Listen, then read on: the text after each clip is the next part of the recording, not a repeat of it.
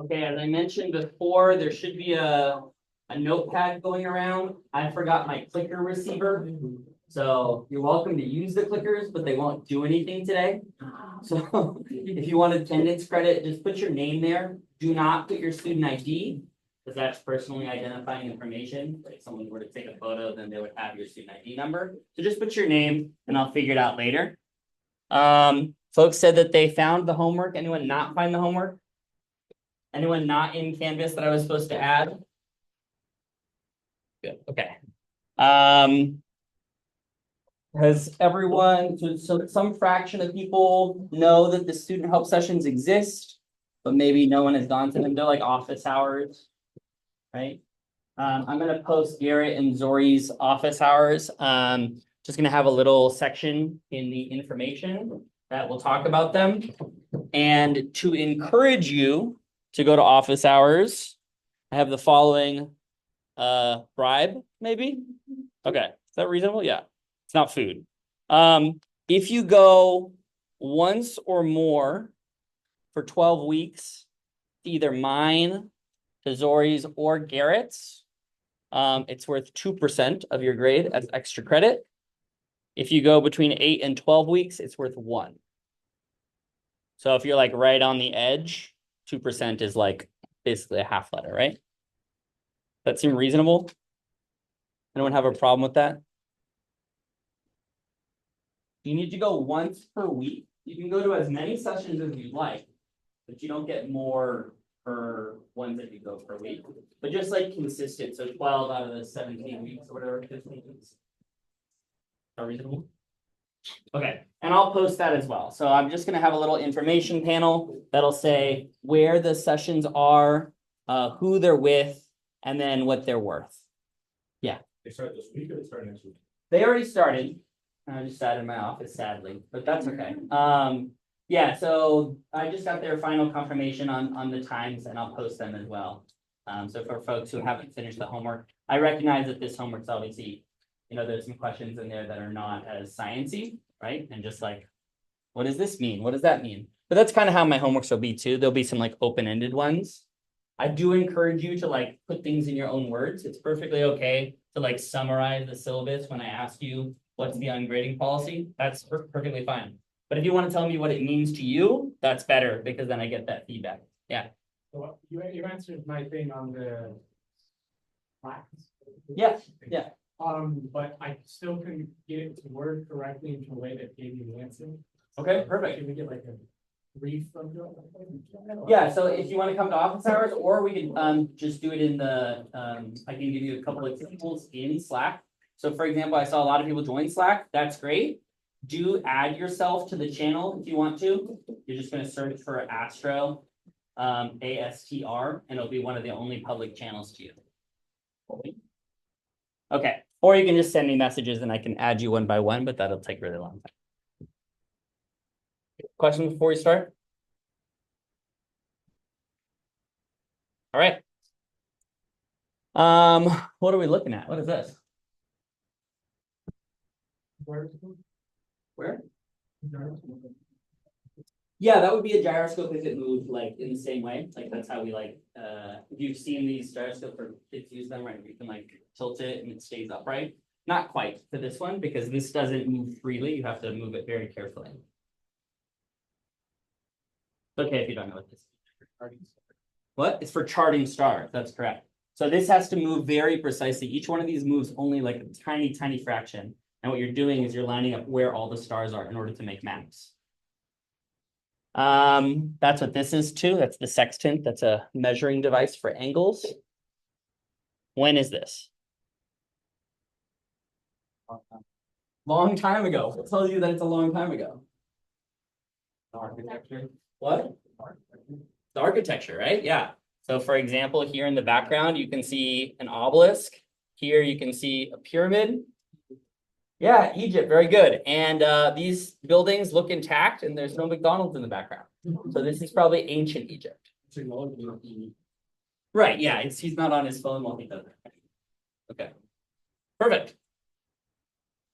Okay, so any flat earthers who are friends with flat earthers? And I'm just gonna pound this one right, because we're gonna talk about ancient astronomy, so it's really important that we think about this. Let's say you have a cousin, you know, Thanksgiving's coming up, you gotta talk to grandma, right? It's very straightforward, and we're gonna just debunk a few of the claims. And then that'll give you some ammunition on how to think about things scientifically when you're having a conversation. Oh, you're taking astronomy? Okay, what about the Earth being flat? Like, well, let's be real, okay?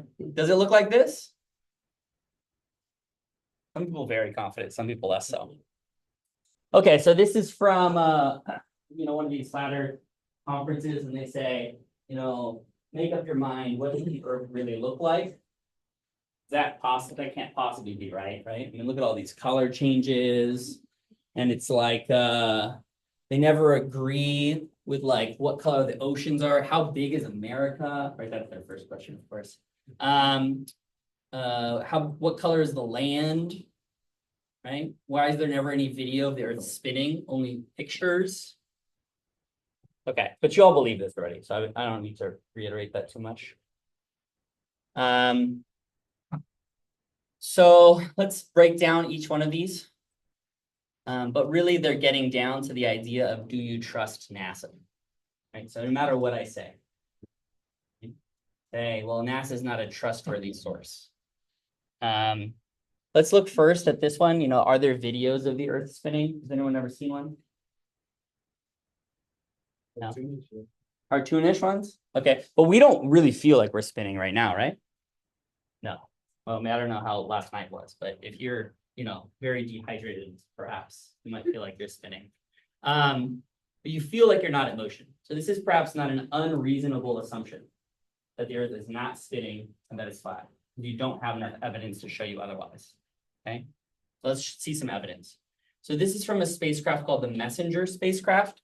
And what it's going to do is it's going to leave Earth. And it has a camera on it, and we're going to watch it. Okay, see if it works. Please work. That'd be really embarrassing. All right, hold on. There we go. Spinning.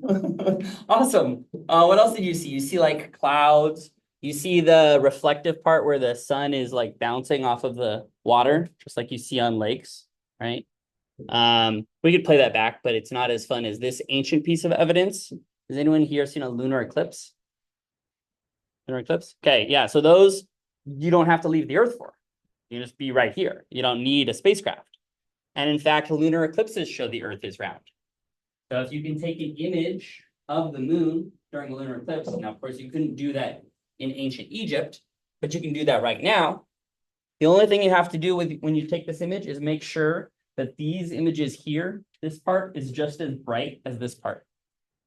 And what will happen is you'll notice that there's a big old chunk missing, right? And that chunk, the bite that's taken out of it, is the shadow of the Earth on the moon. I want you to imagine for a moment, right? Let's say the sun is coming from that direction, and I'm the Earth, and this is the moon. Okay?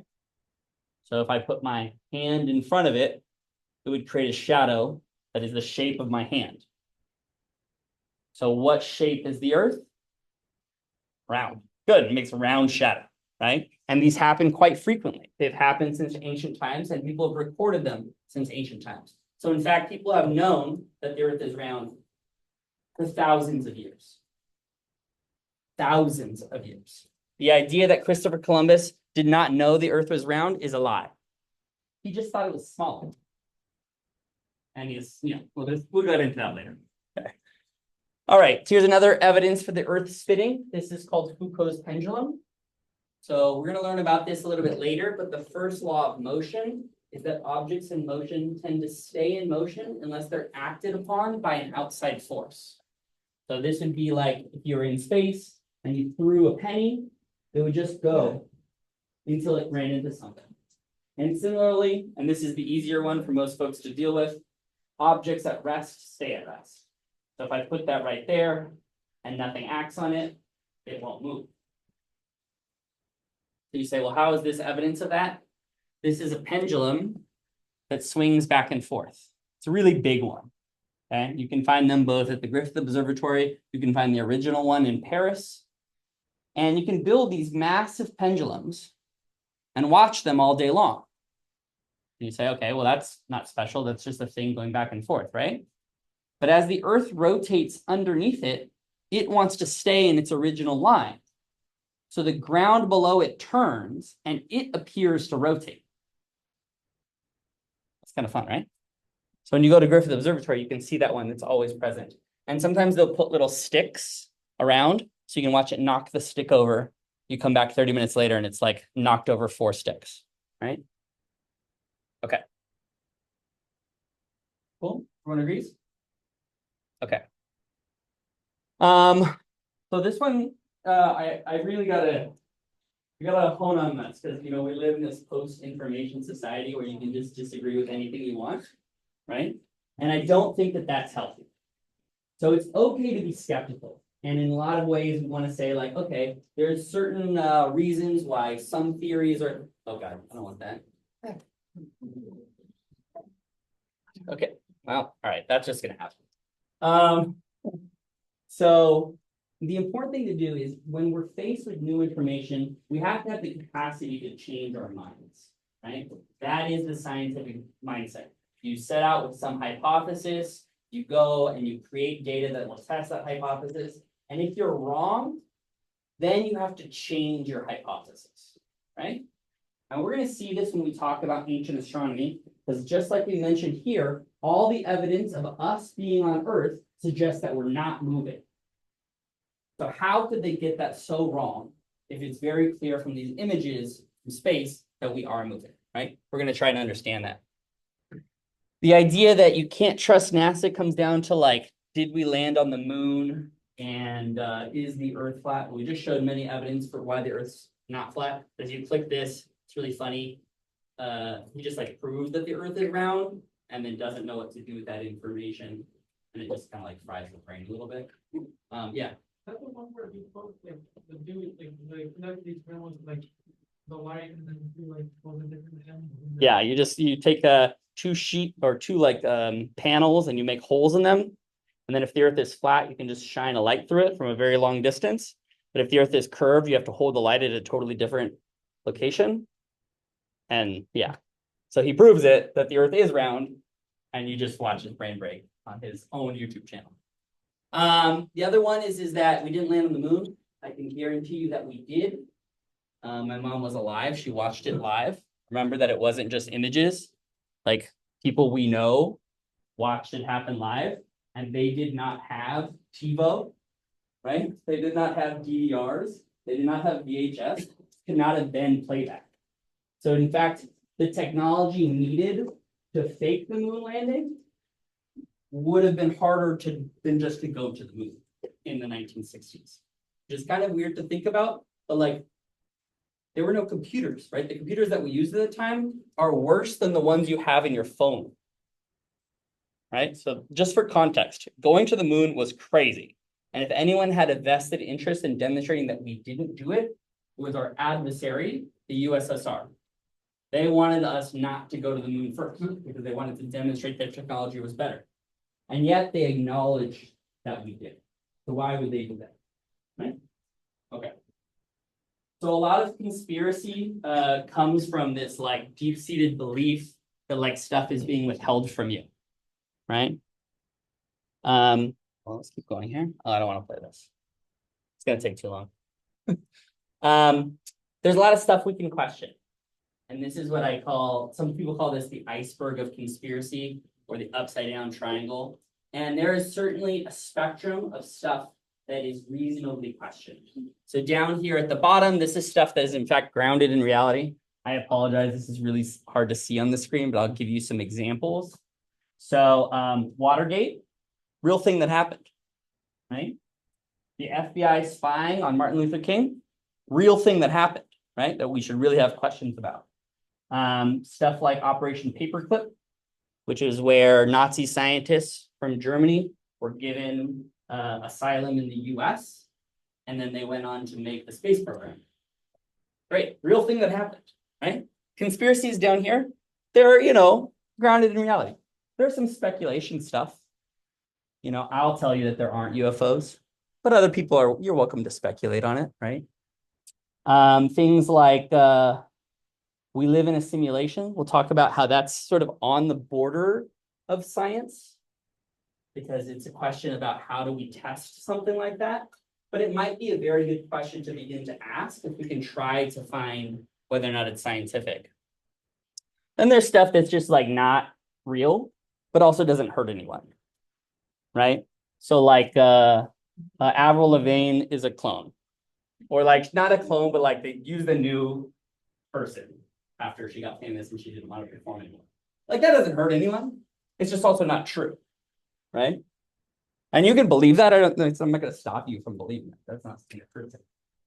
The Titanic never sank. Also, just not true. But if that's something that you want to believe at night, or like birds aren't real, like that's fine, right? Like that doesn't hurt anyone. You're gonna go home. You're gonna have Chick-fil-A, right? Like it doesn't bother anyone.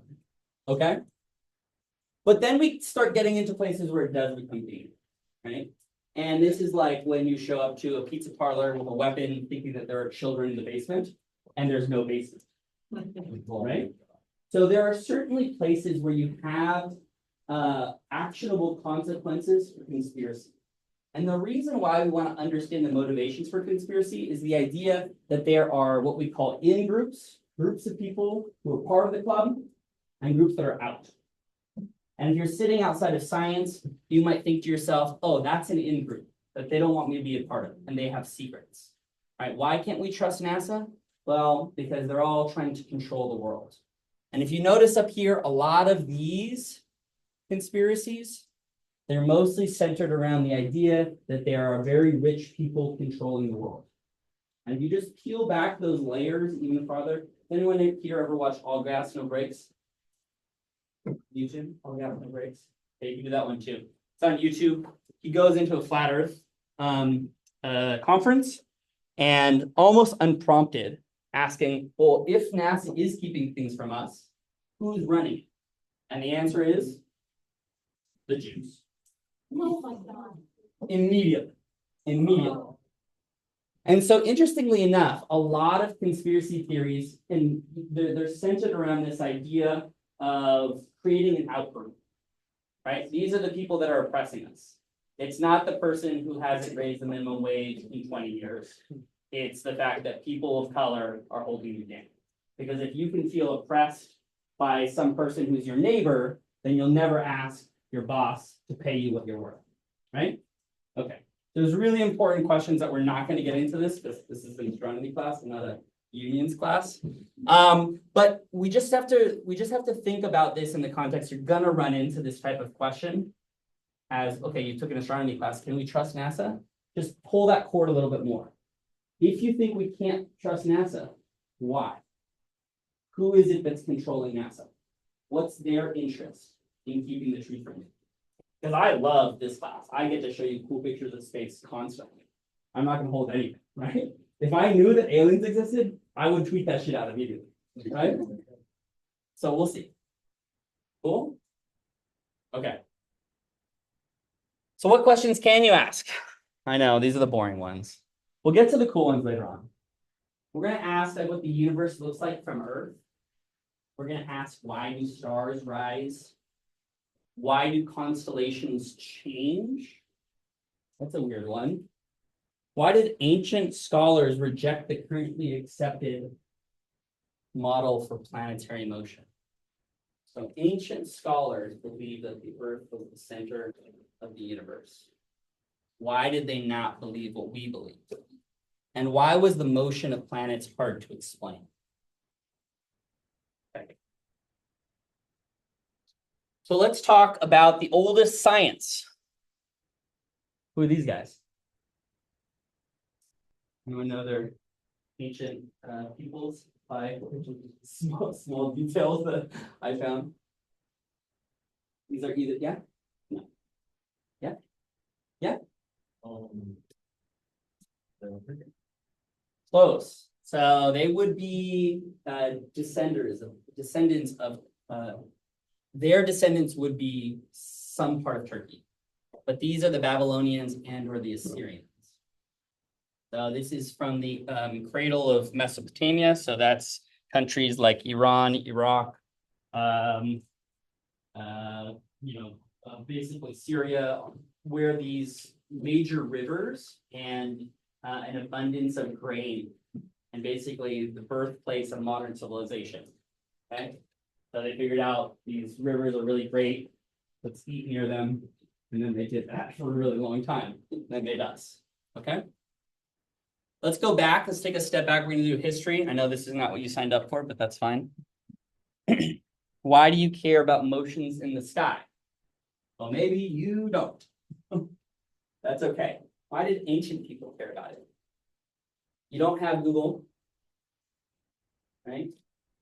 You start planting crops in these really fertile regions, and it's kind of life or death, because if you plant at the wrong time and it's not quite warm enough to plant, your crops fail, and then your family and the village dies. One of the coolest things about Egypt is that the Nile floods very regularly. And the reason that Egypt was so successful is because they could time the flooding of the Nile to irrigate their crops. But if you can't tell, everyone dies, right? So, eating was really important for a really long time. I mean, I know it's still important now, but like for thousands of years, that's all we cared about. Like eating and not getting eaten, right? Okay. So you'll see ancient structures like this one here. Oh wait, I'm not going to show you that. First, let's think about all the words that are present in our language. A month, where does the word month come from? Where does the calendar come from? The moon. The word month and the word moon are the same.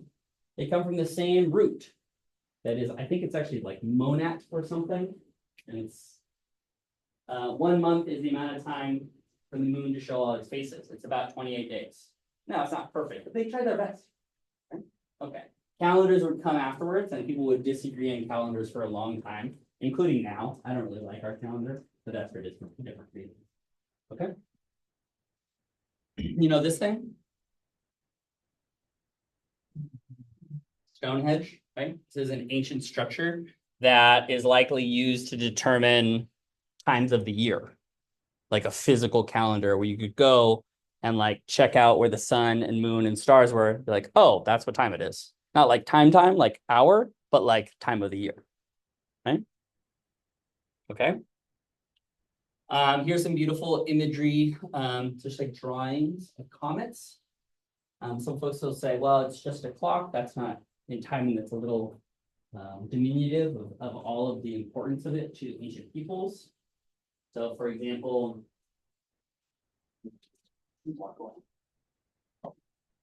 okay, folks believe that the stars were representations of gods and spirits, and they would control everything in our lives. So, for example, they were responsible for rain and drought. They're responsible for the tides, and they were responsible for seasons. Some of these are kind of true. They just didn't know how yet, because they were trying to assign meaning to the things that they saw, repeated patterns.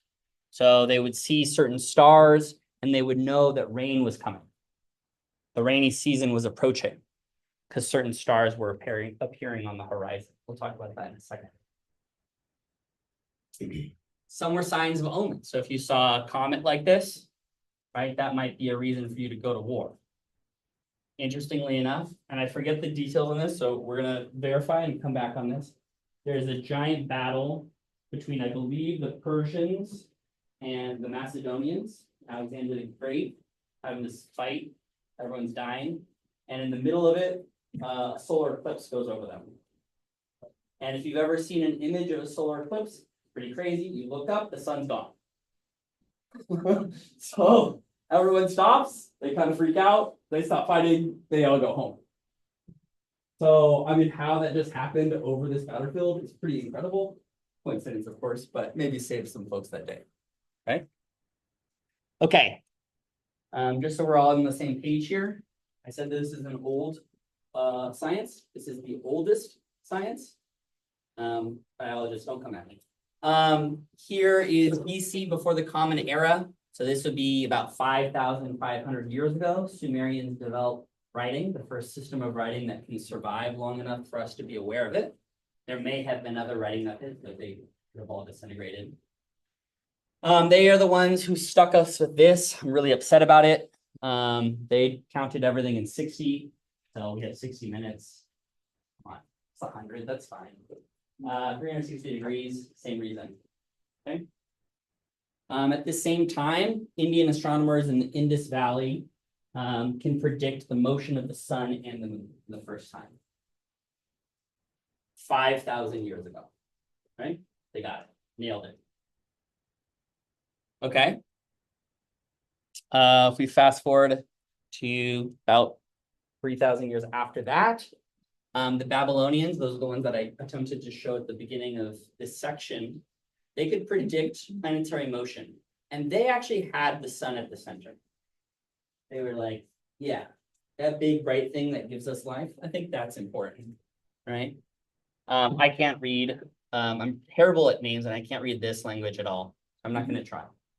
I'm not going to attempt to pronounce any of these astronomers that I should know their names of. So I can barely get names in this class right. Not going to butcher them. But you can see that these astronomers in India in 500 AD, so 1,500 years ago, could predict the reappearance of comets. Now, you don't quite know what comets are yet, but these are objects that are not in the Moon-Earth system. They're not in Earth's atmosphere. They live way away and they come in and then they go away and they come in. And they're periodic. But sometimes those periods can be like hundreds of years. So it would require many, many hundreds of years of observations, careful observations, for someone to say, oh, that weird thing that we saw in the sky last night, that happened like 400 years ago. And then you have to see it more than once to be sure that it was the same thing, right? Okay. So they weren't messing around when they started studying this stuff. China has some of the best astronomical records, and they even detail something called ghost stars. Sorry, guest stars. The cool thing about this is these start around 400, 600 BC. This one's really cool. This picture up here on the left is called the Crab Nebula. Now, at the time, it was just a guest star from 1054 AD. So what I mean by that is Chinese astronomers looked up and they're like, huh, that star wasn't there last night. That's weird. And they recorded like exactly where it was in the sky for how long it was. And they're like, it says brighter than these stars and less bright than these stars, right? And they wrote that all down. And then when we had telescopes, someone went through these archives and was like, huh, I wonder what those were. And they go and they look in that part of the sky because there's no star there now. If you look, there's nothing there. And they get these telescopes and they look and they see this. What is that? That is a star after it exploded. So what they saw, the Chinese, in 1054, was an explosion of a star. They watched it explode for multiple days. And they were so accurate in saying where it was that we could find it with a telescope afterwards. All right. It's pretty cool. And so you see the first star catalogs created by Chinese astronomers in 400 BC as well. So everyone has been looking at the sky for like ever, right? Just us, not as much because Netflix exists, right? Okay. Here's the last, or a couple more things. The Mayan astronomers calculated the solar year with better precision than the Gregorian. So I don't quite understand how to read the Mayan calendar very well, but it is very good at predicting exactly what part we are in our orbit. So the Gregorian calendar is just the name of the calendar that we currently use. where we do this really dumb thing every 4 years, but sometimes not, where sometimes you get an extra day. Anyone here born on a leap day? No. So we have 365 days in the year, except for sometimes we don't. Sometimes it's 366. But if it's a year that is that like the year 2000 doesn't get that. So you have all these little dumb rules. And the Mayan calendar was able to do it without leap days in years. Right? That's pretty impressive, right? Okay. Finally, you've heard of the pyramids, right? Friends for the pyramids? Built by aliens? No, not built by aliens. In fact, stone circles in Egypt date back to around 7,000 years ago. These are probably the oldest astronomical devices. We just don't know how they work. No idea. The pyramids, and one thing I always like to point out to people, for example, you've heard about Cleopatra. Everyone knows who Cleopatra is? Okay, we think of her as ancient, right? The pyramids, of course, would have been more ancient to her than she is to us. So they were built 5,000 years ago, and she was around 2,000. Okay? So folks have been living in Egypt very successfully for a very long time. There are some fun things about these. They're perfectly aligned with the cardinal directions. When I mean perfectly, I mean perfectly. Right? North goes north, south goes south, east and west go exactly east and west. So they figured it out, the shape of the earth extremely well. They knew exactly how to find north. And then they built giant pyramids. There's a lot of details in here, but this is not an ancient astronomy class. Okay. Questions, comments, concerns?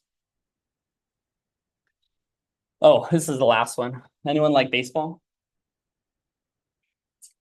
Okay, so dog days of summer is like towards the end of the baseball season. Man, it's been a really long season and like everyone's getting tired. But that as a phrase comes from tracking the position of Sirius, which is the dog star.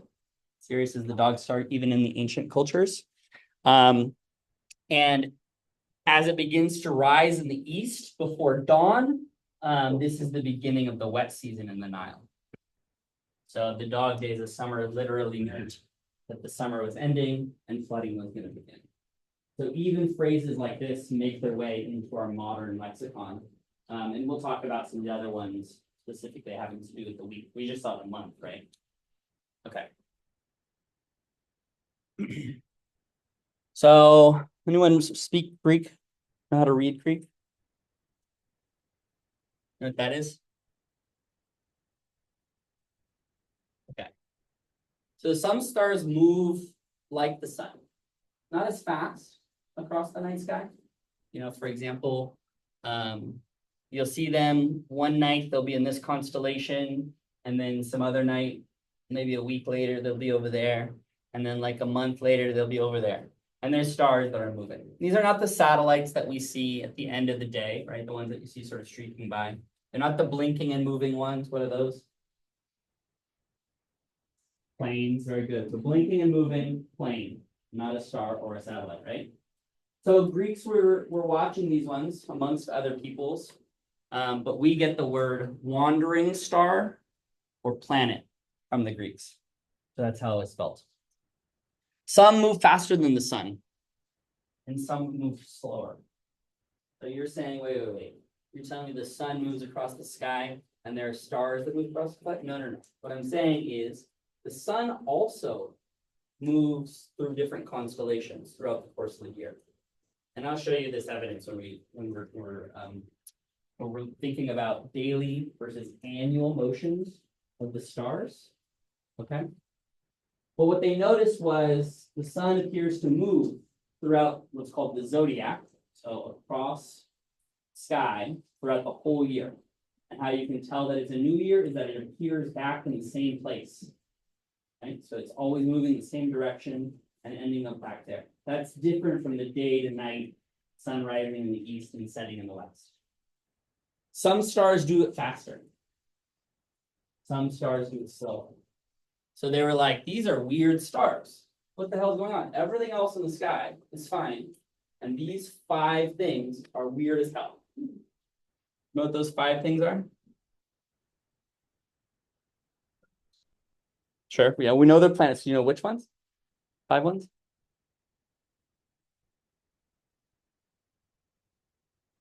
Yeah. Mercury, Mars, Venus, Jupiter. That's 4. That's pretty good. Is that Saturn? Saturn. Good. Okay. All right. We're gonna see these in our daily speech as well. We also noticed that they didn't twinkle. That was weird. But they're like, I don't know. This is what it is, right? Okay. This is what it looks like. So if you took a photo, like I showed you that photo of the moon during a lunar eclipse, if you took a photo of stars night after night after night after night, all of the stars would line up and they'd be in the same place. And then these weird ones would do weird things. So this is a really red one, and it's like moving, and then it does like a weird loop, and then it goes on. Anyone know what we're looking at? I mean, we're looking at a planet. Mars, because it's red, good. And you've actually probably said this phrase before as a joke. It's in retrograde, good. So this is Mars in retrograde. Okay? So Mercury is not in Gatorade. This is what it is. Retrograde just means to go backwards. So it's a real phenomenon. Mars appears to be moving across the sky, and it turns around and keeps going. Yeah. How often does this happen? We'll get into that. My mom thinks it happens every week. Yeah, different planets do it at different times. Yeah. Okay, so here's the planets known in ancient times. Okay. They knew about Mercury, they knew about Venus, they knew about Mars, Jupiter, and Saturn. Here they are lined up. This is not a picture I took. Picture I took from the internet. I said that there are 5 of them. I said that they show up in our daily life. Does anyone know where? What's today? Thursday, right? No, Tuesday? All right, Tuesday. Tuesday, that's a weird one. What is it in Spanish? Martes. What is that? Mars. Oh, it's Mars's day. What was yesterday? Lunes, which is Lune, which is the moon, and Lunes is also for us, for English speaking in this class. Monday, the moon day. Okay, that's good. Tuesday, that doesn't sound like anything, but in fact, because English is derived from Germanic words, they would use Old Norse mythology. So you're gonna get the Norse gods. Let's do Thursday. Let's imagine that I got that right, and today's Thursday.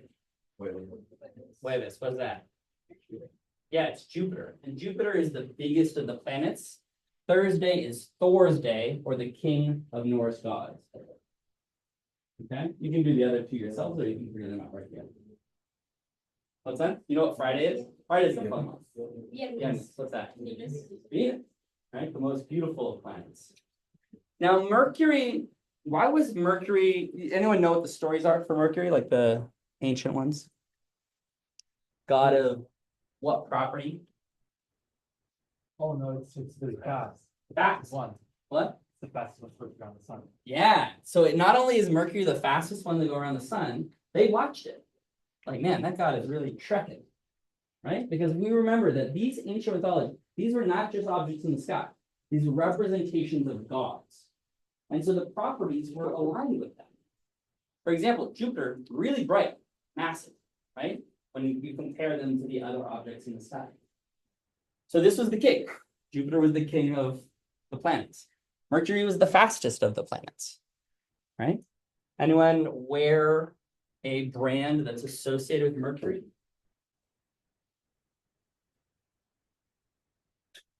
Nike is also a mythological goddess of speed, right? Okay. So these ones faster, these ones slower. Is that what I said? Yeah, cool. You'll also see one constellation in here. Best constellation. It's Taurus. All right. Just like to throw that one in there. All right. Let's talk about celestial motions for a second. So I want to show you what the universe looks like from our perspective, so that we can begin to talk about how they got it wrong. Right? So we have to be able to understand all of the evidence in order to see how they came to their decision, and then to see what they were missing, right? In order to change their minds. Has anyone been doing the reading? Raise your hand. Oh, okay, cool. All right, let's do the first reading question then. Good thing I had the clickers, right? This would have been a great one, so then I would have seen how many people didn't do the reading. Okay. So what is the ecliptic? Is it a half circle that extends from your horizon due north through your zenith to your horizon due south? That's a lot of words. Is it B, the path the sun appears to trace around the celestial sphere each year? Is it C, the path traced by the moon's shadow on Earth during a solar eclipse? Is it D, the sun's daily path from east to west in the sky?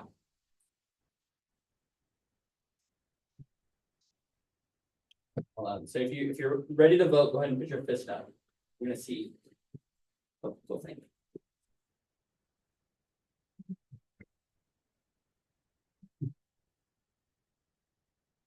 Okay, let's vote on 3, 2, 1.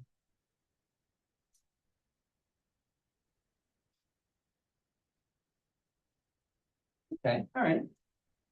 Okay. All right, that's a lot of words. Maybe you didn't read it. If you didn't do the reading, none of them make any sense, right? So that's not really fair. So let's find out. Here's the celestial sphere. So we are going to define some terms, and then we're going to try to use them to understand how we view stars and planets. Let's imagine, so that's us, not quite there, but like on the side, not in the ocean. Let's imagine that when you go out tonight and you look at the night sky, kind of looks like all the stars are just like on maybe like a dome with dots in it. Okay, so let's use that concept. Let's really imagine that there is some imaginary dome all the way around us. Now we're going to try and describe our way around it. Okay?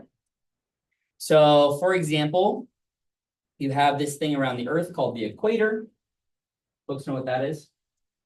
Okay, it's a country named after it. What's that? Ecuador. Very good. Okay. So Ecuador goes through the equator. It's like right there. And this is like the waistline of the Earth. So let's just go ahead and project that out onto that sphere.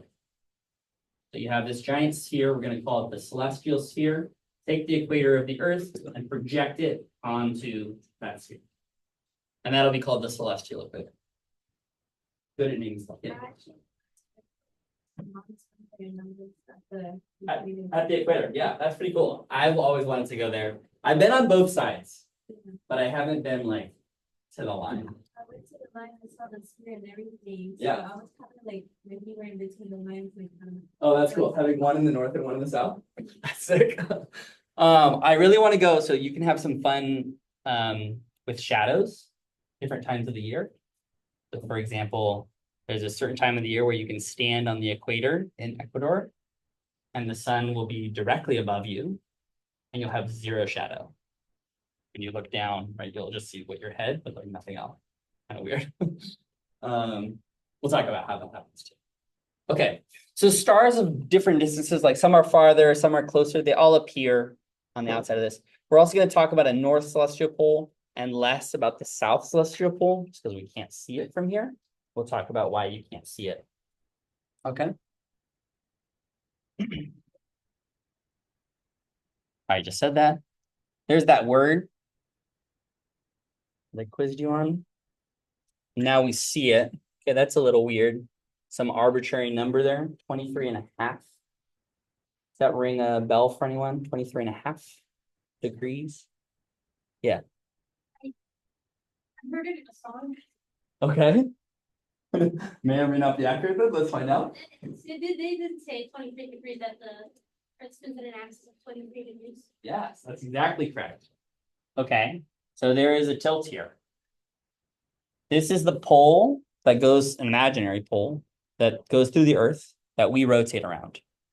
Okay, let's imagine that it's doing that. But it's free to rotate in any direction. Right? So what is the 23 degrees with respect to? Well, it's respect to the path of the sun in the sky, the ecliptic. Now, this is not over one day.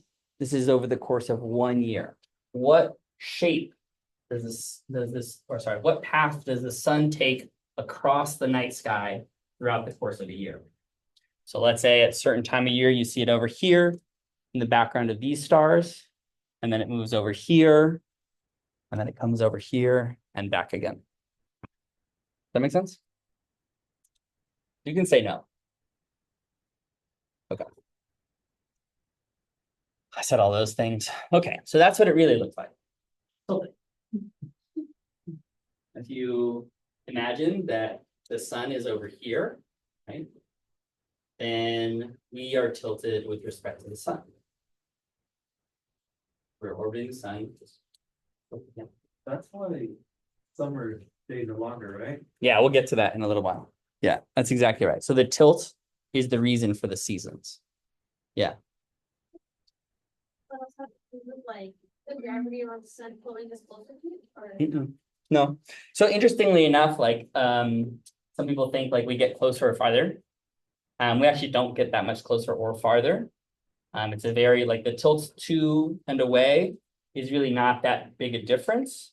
And it more has to do with the idea that, for example, if you have, let's say, bullets going through this, poking holes through it, you get the most bullets through this if it's straight on, whatever the gun is. If I tilt it like that, then the total number of bullets I can accept in here gets smaller and smaller until I'm like that, right? And then I get almost none, right? And that's what the surface of the Earth is doing. So when we're pointed towards the sun, it's like this. And when we're pointed in the northern hemisphere away from the sun, right, it hits at a very grazing angle and just like glances off of us. That's why the poles are so cold. Okay, I'll show you more of that later. This is not the only explanation that we're getting for this. Okay, I'm just introducing the concepts. Okay. So we described our way around. Let's add some more words. Oh, so many words. Okay, that's north. Does anyone know which way is north in this classroom? Yeah, very good. So it's roughly that direction, right? Something like that. So if that's north, what's that? Good, what's that? Good, east, and that's west. Okay, so this kind of looks like that picture if I was looking at it like that for you, right? Okay, and where does the sun rise? That way, right? And then it does what? Looks like that, right? Does it go overhead? Depends where you're on Earth. Yeah, very good. Okay, that's not what I was looking for, but for here, us, it actually doesn't ever go directly overhead, but it kind of swings. It kind of goes like this, like that across the sky, and I'm going to try not to hit anyone in the eyeball. Okay. All right. And we can sort of tell our way around. So if we draw an imaginary line between, let's say that's north over here, and I draw an imaginary line over the entire sky down to the other horizon, that would be called my meridian. Right? You've heard of the prime meridian, maybe? That's clearly didn't spend all of your childhood looking at maps like I did. Okay. The horizon, that one's easy. Most people have the horizon, right? That's like the edge. Can't see stuff past the horizon. That's here. And the zenith is just that, directly whatever is overhead. So a fancy way of saying directly overhead for you. Right? Okay. Did I say that all? Zenith, point overhead. Okay, horizon, those ones. Meridian, that line. Okay.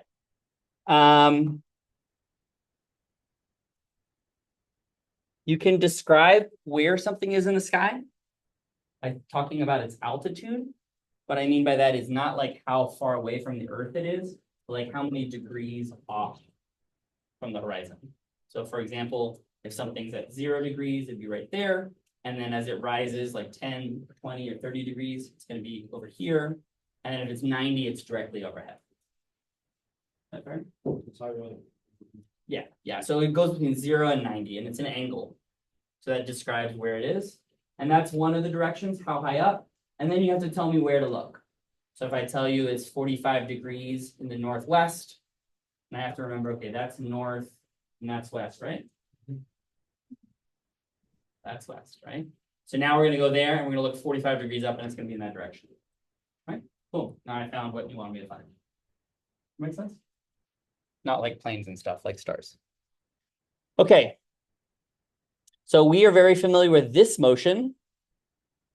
Okay, this is the spinny daily motion. We said that the sun rises and then it sets, and then it rises and it sets. Okay. So if you look at night, you will see what stars appear to do. They also appear to rise and set, right? This is called apparent motion. So this is what it appears like from our vantage point. And I want to point out something funny. If you're standing here and you look towards the North Pole, it'll look like stars go around in a circle. So I can take a photograph here, and I can take a long exposure, and I'll see that some stars appear to rise, and some stars don't ever set or rise. They just go around in a circle, right?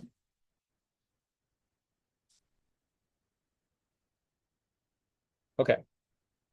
So these are the apparent motions. Let me show you the actual motions. Okay, it's us doing the spinning. I know that we already said that, but let's just validate that. So the actual motion is that we are moving around very fast. We're close to the equator, and we're spinning around very little if we're at the pole. In fact, we're just doing this if we're at the pole. Very boring. Okay. Whereas you can be going as fast as almost 2,000 kilometers an hour at the equator. Crazy, right? Why don't you feel that? You know? Because we're so small, and actually because we're in a fluid that's also moving with us. Oh, yeah, you're breathing it right now. So if you've ever gone scuba diving or snorkeling, right? And you swim down and there's like waves, right? Everything's moving around in this underground world. The fish are just chilling, right? That's what we're doing. It's just not as big a fluid, right? But we are literally fish at the bottom of an air ocean, right? So because it's moving with us, we don't feel like it's whipping, right? And we'll talk about why it's moving with us in a little while. We're going to get to weather. We'll describe like hurricanes. Okay. Okay. One thing to keep in mind about this rotation, okay, is that if I imagine that the pole is this direction, it's rotating like that. And you can do this if you use your right hand. Stick your thumb up, and your fingers are naturally going to curl in the direction of the Earth's rotation. That is a coincidence. If I chose my left hand, it would be wrong. Okay? So if you take your right hand, you point your thumb up, this will be the pole. And now I want you to imagine, let's say this is the Earth. Okay? My buddy lives in New York City over here. I live in LA over here. That's not to scale. You are all the sun. If I rotate this way, it's night because I can't see the sun. So now as I rotate, who sees the sun first? Me in LA or my buddy in New York? Buddy in New York. Which one does the sun rise for first? You know? You ever call your friend in New York and say, what time is it there? They're 3 hours ahead. So that means that when the sun rises for us at 6 a.m., it's 9 a.m. So it must have already risen for them. And now you can show that on your hand. That process makes sense? It's not to scale. Okay. It's also tilted. So again, not to scale. As we go around the sun, this pole, your thumb, is pointing to a star called Polaris, pole star. And I'll show you where that is in the night sky when we see this in a few seconds. Okay. Did I say this already? Yeah, kind of said that already, right? Stars appears to rise. I'm going to skip ahead here. I normally would do a lecture tutorial here, but I think I'm moving faster than I expected. So we're going to do a lecture tutorial at the beginning of Thursday's class. Okay. Let me ask you a different question instead. Can we see all the stars each night? No. Everyone agrees? Okay. So this is what we call the visibility of the stars. Okay. So let's say that's us. We're not quite in Egypt or China, wherever that is. But it's good. It's close. So here's the North Celestial Pole, and that's pointed towards Polaris. And I already said that we see some stars go around in a circle. That's these ones. And some appear to rise and set, and that's these ones. And there's a plane here, okay? And that's our horizon. So stuff is going to rise above the horizon and then set below the horizon. That's where those words come from. And if it never goes below the horizon, then it's up here. And it has its own name. Okay? So we can tilt that. That's perfectly fine. Give us our perspective. So we see the horizon like this, flat in every direction, and our zenith would be overhead, right? So stars are going to seem to rise in the east or west? East, just like the sun. Seem to rise in the east. They head across and over to the west. Okay. There are some stars down here that you never see. You know how you could see that star? Which country?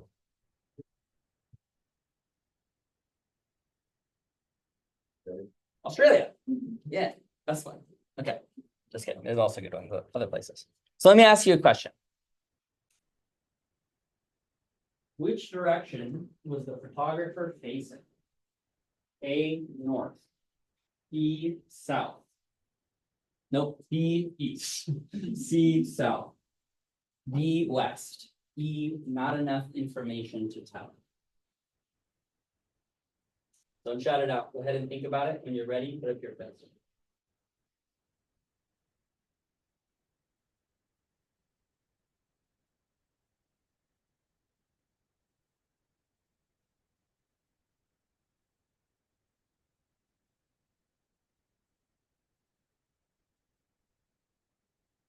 Ready? Let's vote on 3, 2, 1.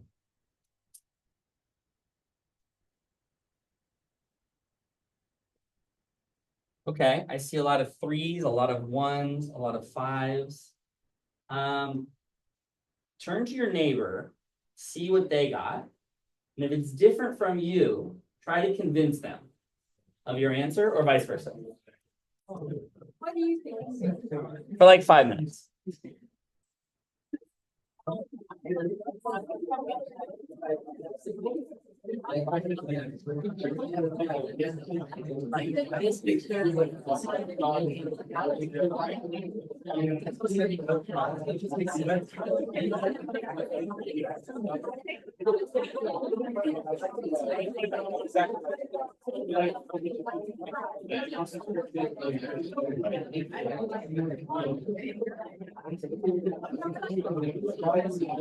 About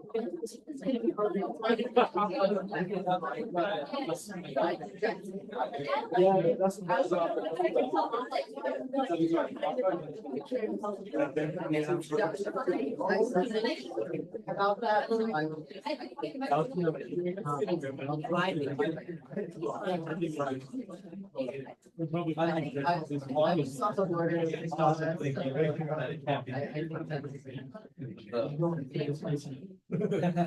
Everyone got it? Let's try to revote. It's up to revote. Let's revote on 3, 2, 1. Okay. Like this side went towards 1. Not necessarily, lots of people went towards 5. Okay. No one likes east. Raise your hand for east. You want to defend it? No, no one likes it. Anyone want to defend west? 4. I was just trying to imagine the picture you showed us where it was tilted, We can go back. Yeah. Okay. and so. That's one. Okay, hold on, let's go back. I felt like this way was west, and so like when you were describing it, the part where it was spinning was in my head this way, but I might have been wrong now that I looked at the picture again. Yeah, the picture, maybe I should have popped that up, right? Little cheat code. All right. Okay, so this is us, right? And so which direction would be north in this part?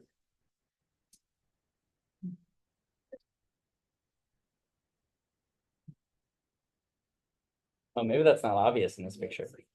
Okay, so where's our north celestial pole? It's up here. So if I'm standing here pointing towards the north, so this line and this line are in the north direction. And my horizon would be in the direction of the north celestial pole. So Polaris is up there in that part of the sky, right?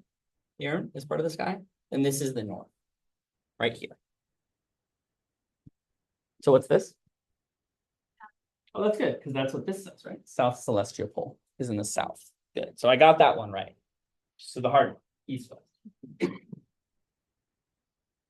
What's the one closest to us?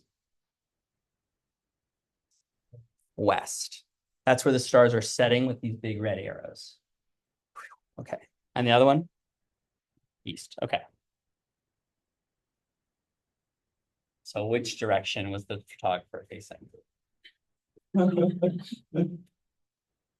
So I have a lot, I hear a lot of ones. Anyone from 1 want to defend their argument before we hear from the 5s? I like the number 1. That is an answer. That is an answer. Yeah. The way I saw it was like stars are going counterclockwise. If they were going counterclockwise, the only way they would be going counterclockwise, not counterclockwise, is if he was facing north. Okay. If he's facing north. Or yeah, if you said they rise in the east and lower in the west. The only way for the stars to move that way would be if he was facing north. Okay. Okay. That's a very good explanation, right? So like you see some of these stars are going around in a circle as opposed to rising and setting. So if I were, say, looking just directly east, then all of the stars would appear to set, right? But the fact that I'm looking at something that appears to be going around a circle tells me that I must be looking at a pole. Like you used an assumption. Assume he's going counterclockwise. You assumed it was going counterclockwise. Is that a fair assumption? Yeah. So at first I said south, and when I thought about it, I thought, no, wait, no, north, and then I realized I can't tell, because you said it like that. Because if it took long exposure, that means it just took a picture here, kept it going, kept it going. That doesn't give us where it started here or if it started here. Exactly, right. Yeah, we can't tell rotation from this image. So if you said 1 or 5, those are very good answers. But if you said 1 and you used one more piece of information in this picture.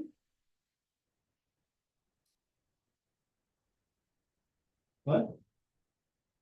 What's in the picture? Like on the sun. There's definitely no sun in this picture, although you will be able to see the stars. Not the shadows either, because those aren't going to help us. The rocks. What is it? No, it's not Photoshop. It's a real picture. This is from Utah. Now, if you knew that, then you could be like, oh yeah, this is definitely in Moab, in the natural rock formation. You can type that on your phone. I promise it's a real picture. It's a real place, real rocks that look like that. Okay? I'm not saying do it, but if you did, you would find that you were looking at it. Now, if you said you couldn't tell from that picture, that's perfectly fine. That's a totally acceptable answer. Okay? Because you can't tell the rotation. But we just assume like most people live in the north, like, yeah. Can you explain that again one more time? Yeah, these rocks are in Utah. So therefore, Utah can't see the South Pole. We can only see the North Celestial Pole. So therefore, we've eliminated one of the two answers, and we're left with only one answer. It was a process of elimination. First west, then east were eliminated, and then south was eliminated. Okay? A trick, right? Lots of tricks in this class. Okay, how long was the photograph? Come on, not math.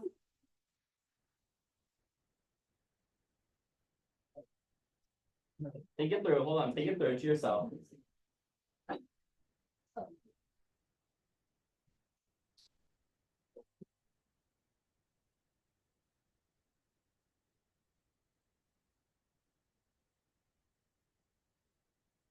You ready to vote?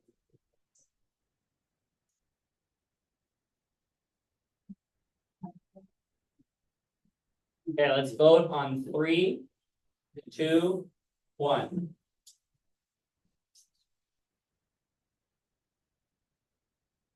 Okay, I see a lot of some 4s, 3s, 5s, couple 1s. No one liked 2? That's okay. Okay, so someone liked 1. That's interesting. E. It's always a favorite. It's always a favorite. Okay, so yeah, ask a friend. See if we can figure this one out. You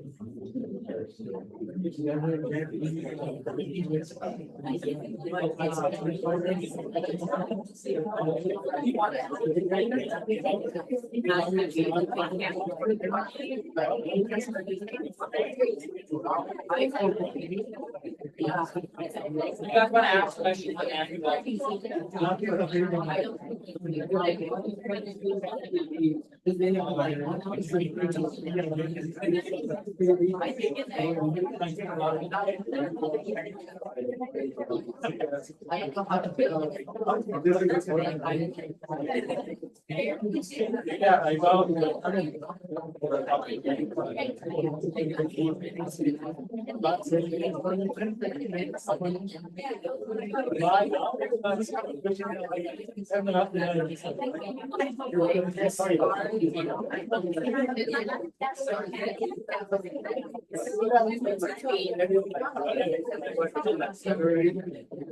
I think it's B and C. How long it takes.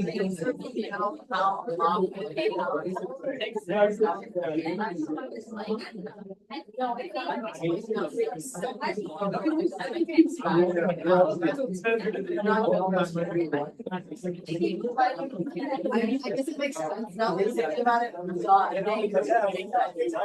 It's up here. I don't know why. I have to know. I said it's fine, but I know another way.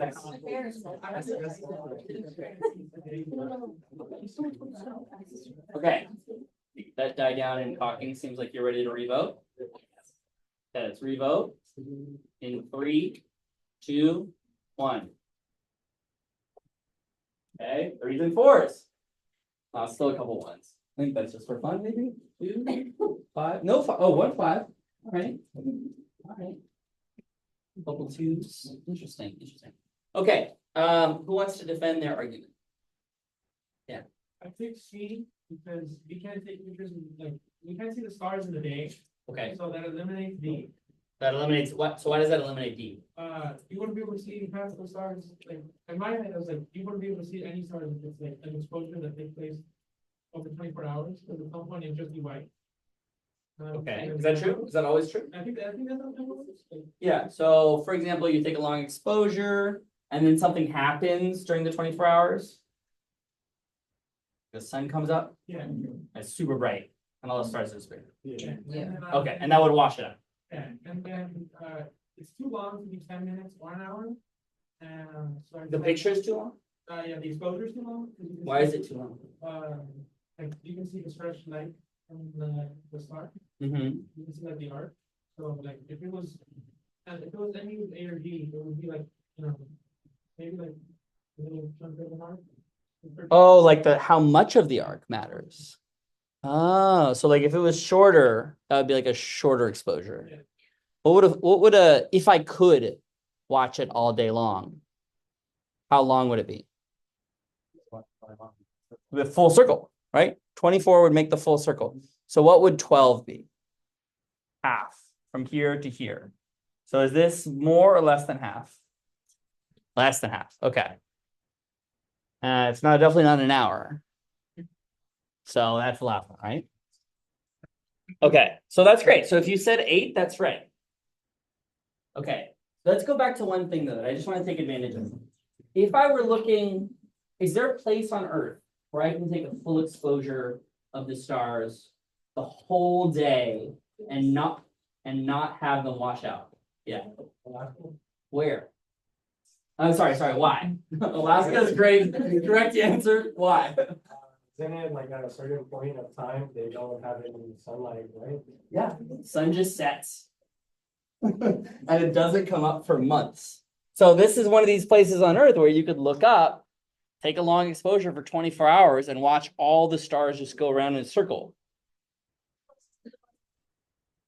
Pretty close, yeah. Alaska's big. Remember that the size of the Alaska is almost the width of the continental United States. Well, like that one bit where it's like the part of Alaska where it's closest to the north. Yeah, but even in Anchorage, this happens, right? You don't have to go very far up. Yeah, go ahead.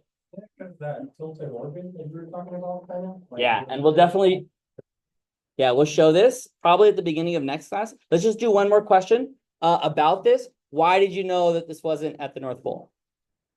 All right, hold on. Wait, we got two more. So circumpolar, so these ones that go around, they go around in a circle. Oh yeah, I'll never let you leave early, by the way. I'll just keep packing stuff in there. Okay, so ask more questions and then you can leave, not earlier. So as they go around, right, these are the directions. We saw north, we saw east, we saw west. They're moving this way, right? And here's our view from San Bernardino, okay? Stars near our north celestial pole are circumpolar, they never set. We can't see anything in the south celestial pole. Okay. All the other stars rise in the east and set in the west, including the planets, the sun and the moon. Where can we see these other stars? What were these countries? Australia, anything else? Chile, New Zealand, good, okay.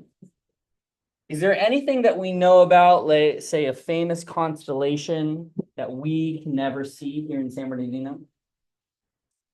How well do you guys know your maps? How well do you know your flags? Does anyone know what this flag is?